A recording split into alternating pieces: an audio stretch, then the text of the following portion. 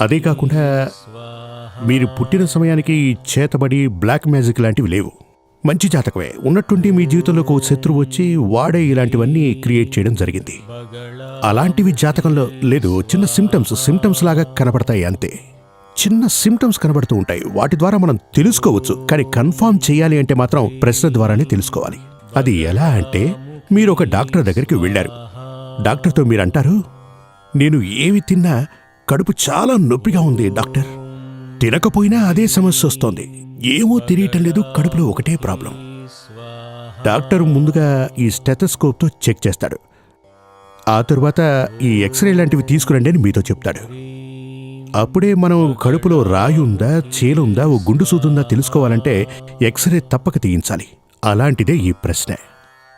అంటే మీరు వివరంగా చెప్పాలి అంటే మీ తలరాతను తీసుకెళ్లి ఇవ్వవలసిన వారు.